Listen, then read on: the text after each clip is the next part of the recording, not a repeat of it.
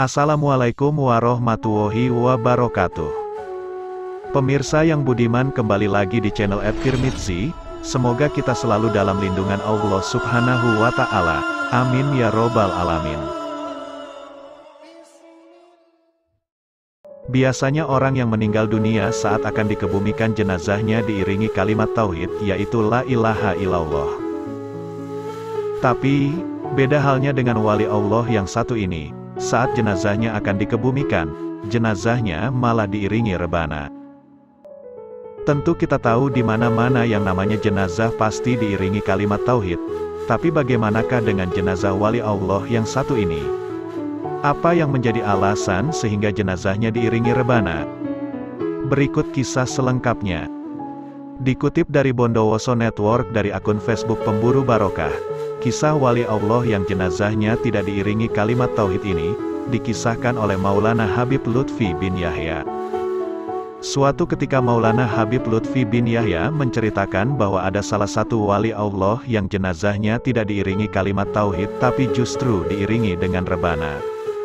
Habib Lutfi menceritakan bahwa wali Allah tersebut adalah gurunya sendiri, namanya ialah Mbah Dimyati Kedawung, Comal, Pemalang, Jawa Tengah. 1 minggu sebelum menghembuskan nafas terakhirnya, tepatnya pada hari Jumat, Mbah Dimyati Kedawung Comal Pemalang berpesan kepada Maulana Habib Lutfi bin Yahya. Beliau berkata, "Bib, seminggu lagi akan ada rame-rame di sini, aku akan jadi pengantin."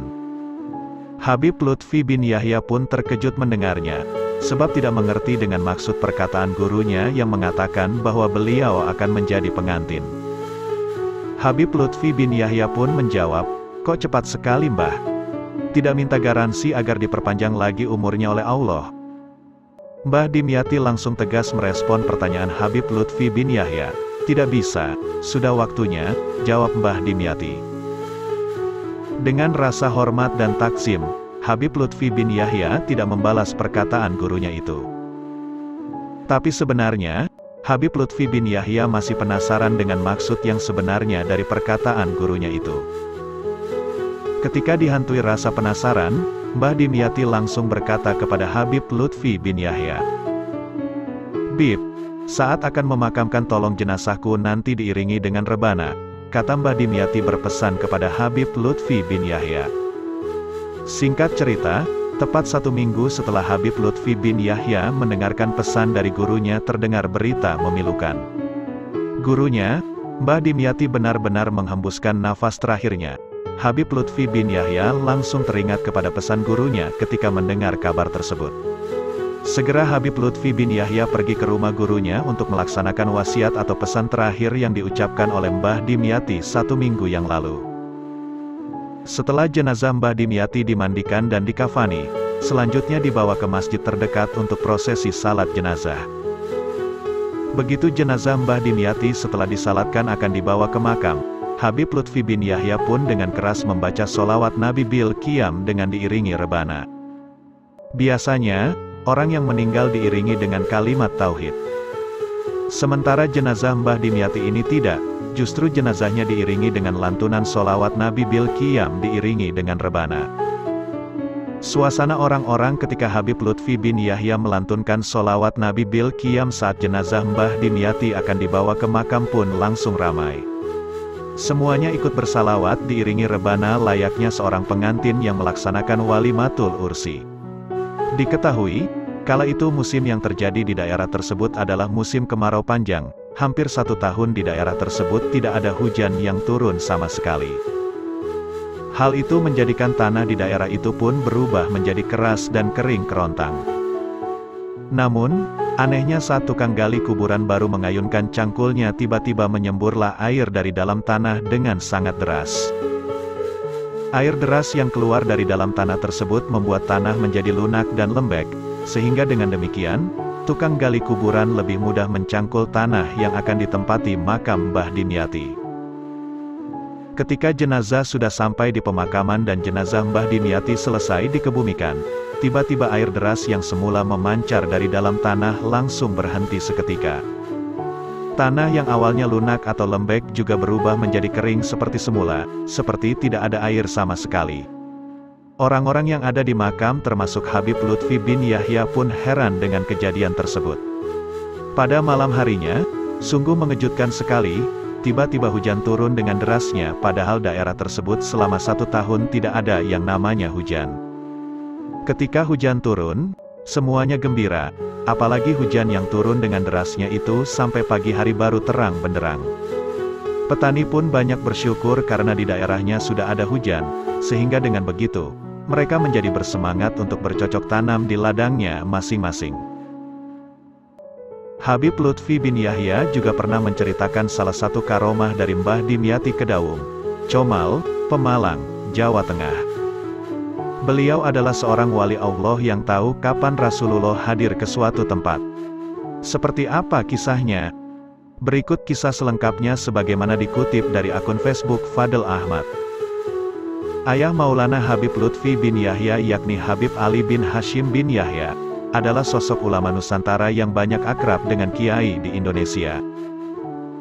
Salah satu ulama atau kiai yang sangat akrab dengannya adalah Mbah Dimyati Kedaung, Comal, Pemalang, Jawa Tengah. Hubungan Habib Ali bin Yahya dengan Mbah Dimyati Comal begitu dekat, layaknya sudah seperti saudara sendiri. Selain itu, keduanya memang mempunyai komitmen yang sama dalam mendakwahkan Islam di Indonesia. Pada suatu ketika, saat momentum Maulid Nabi, Habib Ali menggelar peringatan Maulid Nabi Muhammad SAW di rumah kediamannya. Acara tersebut dihadiri banyak orang sehingga rumah Habib Ali penuh dengan keramaian. Selain ramai karena banyak yang hadir, juga ramai karena semuanya bersalawat kepada Nabi Muhammad. Mbah Dimyati dalam acara tersebut juga turut hadir. Tapi anehnya, Mbah Dimyati malah santai sambil merokok di tengah-tengah jamaah yang ramai membaca sholawat. Habib Ali sebagai tuan rumah tidak menegurnya, beliau membiarkan Mbah Dimyati santai dengan rokoknya. Hal itu karena memang Habib Ali sudah tahu kebiasaan Mbah Dimyati yang senang merokok. Namun sesaat kemudian, tiba-tiba Mbah Dimyati mematikan rokoknya. Suasana jamaah yang hadir dalam acara Maulid Nabi itu pun berubah, sangat berbeda dengan sebelumnya. Jamaah begitu khusyuk dan menghayati lantunan-lantunan sholawat setelah Mbah Dimyati mematikan rokoknya. Tidak ada yang tahu kenapa Mbah Dimyati tiba-tiba mematikan rokoknya dan suasana jamaah menjadi lebih khusyuk. Yang tahu hanya Habib Ali, ayah dari Maulana Habib Lutfi bin Yahya. Menurut Habib Ali, ketika Mbah Dimyati mematikan rokoknya, itu pertanda bahwa Rasulullah SAW hadir dalam acara Maulid Nabi. Oleh karena itu, suasana jamaah pun langsung berubah menjadi lebih khusyuk. Karomah tersebut menunjukkan bahwa Mbah Dimyati adalah sosok ulama yang benar-benar diangkat menjadi wali Allah. Kewalian Mbah Dimyati pun banyak diakui oleh ulama dan kiai Indonesia, salah satunya Maulana Habib Lutfi bin Yahya. Habib Lutfi bin Yahya mengatakan kalau Mbah Dimyati terkenal alim karena hafal Al-Quran 30 juz. Memang ulama yang lebih alim dari Mbah Dimyati kala itu sangatlah banyak. Namun, semua pintu kekeramatan seolah dibuka dan dituangkan kepada Mbah Dimyati. Sehingga dengan kekeramatan tersebut, Mbah Dimyati bisa tahu bahwa Rasulullah hadir dalam suatu acara yang di dalamnya dibacakan sholawat kepada Nabi Muhammad. Habib Lutfi bin Yahya juga mengisahkan bahwa suatu ketika wali Allah Habib Soli Tanggul, Jember, saat melewati daerah makam Mbah Dimyati pasti menyuruh supirnya untuk pelan-pelan. Hal itu tak lain sebagai bentuk takzim Habib Soli Tanggul kepada Mbah Dimyati Kedaung, Comal, Pemalang, Jawa Tengah. Itulah sosok Mbah Dimyati yang dikisahkan Habib Lutfi bin Yahya. Semoga kita semua selalu bisa mengenang dan meneladani para wali Allah. Amin. Demikian sedikit kisah dari Mbah Dimyati Comal Pemalang. Sampai ketemu di video kami selanjutnya. Wassalamualaikum warahmatullahi wabarakatuh.